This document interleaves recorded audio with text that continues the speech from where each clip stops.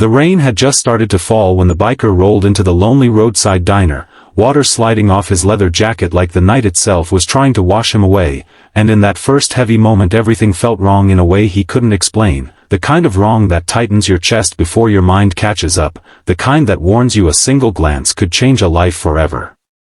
Before we go any further into this story of kindness, second chances, and the quiet bravery of ordinary people, take a moment right now to like this video, share it with someone who believes goodness still exists, subscribe to the channel if you believe small choices can change lives, and tell us in the comments where you're watching from and what kindness means to you, because stories like this live through the people who feel them.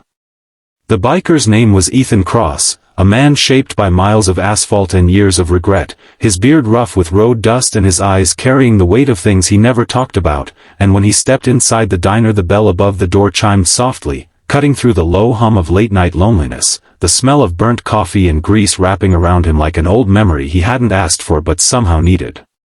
Ethan was the kind of man people judged quickly, leather vest marked with faded patches, boots scarred from countless stops that never stayed long, and yet beneath that rough shell lived a heart that had once known gentleness before life carved it down into survival. He took a seat at the counter, shoulders hunched, trying to disappear into the background, because men like him learned long ago that blending in was safer than being noticed. The waitress noticed him immediately, not because he looked dangerous, but because he looked tired in a way that went deeper than sleepless nights, and as she poured coffee with hands that trembled just slightly, her eyes kept flicking toward the back of the diner where shadows pooled unnaturally thick. Her name was Clara Bennett, a woman whose life had narrowed into shifts and tips and the quiet fear that came from knowing too much and having nowhere to put it, and when she moved closer to Ethan, her face pale and tight with something close to panic, she leaned in just enough for him to sense the urgency without words, her expression begging him not to turn his head, not to look, not to draw attention to himself or to what was happening behind him. Ethan felt it then, that old instinct that had once kept him alive when fists flew and trust got people killed, the instinct that something was wrong in a way that demanded courage or cowardice, and though his body stayed still, his awareness sharpened, every sound suddenly louder, every movement loaded with meaning. The diner seemed frozen in time, a cracked vinyl booth in the corner holding a woman who sat unnaturally straight, her eyes fixed on the tabletop, her sleeves pulled long despite the warmth, and when Ethan finally allowed himself a glance in the reflective chrome of the coffee machine, he saw it, the faint glint of plastic cutting into skin, the unnatural angle of her wrists bound together with zip ties so tight they had turned her hands a frightening shade of purple. The woman's name was Lily Morgan, though Ethan wouldn't learn that until much later, and in that moment all he knew was that she looked like someone whose voice had been stolen long before her freedom was taken, her shoulders slumped under the weight of fear and exhaustion, her presence screaming for help in the only way she could, by existing.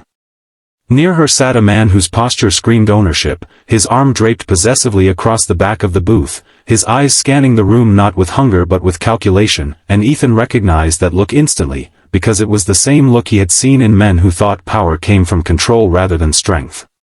Ethan's heart began to pound as memories flooded back, memories of a younger version of himself who hadn't stepped in when he should have, who had walked away from situations that later haunted his dreams, and for a long moment he considered finishing his coffee and riding back into the night, because intervening meant risk, and risk meant pain, and pain was something he had collected too much of already.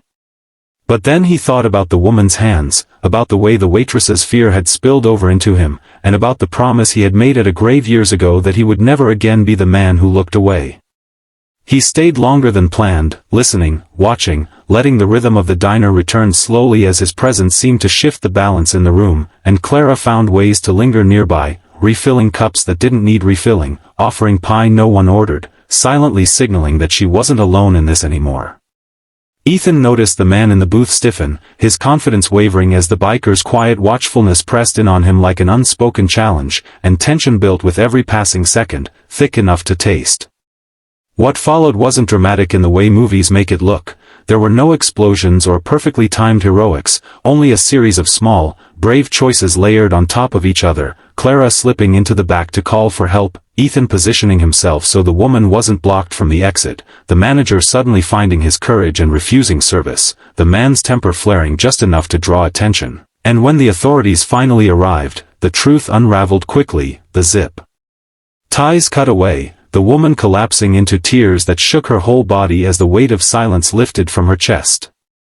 Ethan didn't stay to be thanked, he never did, slipping out into the rain as quietly as he had come in, his heart heavy but lighter than it had been in years, knowing that sometimes redemption doesn't come from grand gestures but from refusing to ignore the quiet suffering of a stranger.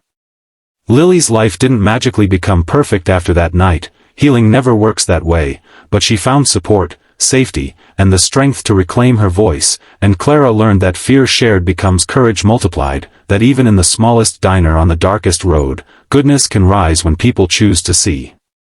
Months later, Ethan would ride past that diner again, noticing fresh paint and a new sign that glowed warmly against the dusk, and he would smile to himself, understanding that while the road ahead was still long and uncertain, he was no longer running from his past but riding towards something better, carrying with him the quiet knowledge that one moment of courage can ripple outward in ways we never fully see. If this story touched your heart, if it reminded you that kindness still matters and that ordinary people can do extraordinary things, please take a moment now to like the video, share it with someone who needs hope, and engage with this community, because every click tells stories like this that they deserve to be heard. Before the ending, leave a comment telling us one small act of kindness you believe can change someone's life. And as the screen fades to black and the rain finally stops, remember that somewhere, right now, someone is silently asking for help, and maybe, just maybe, you are meant to be the person who doesn't look away.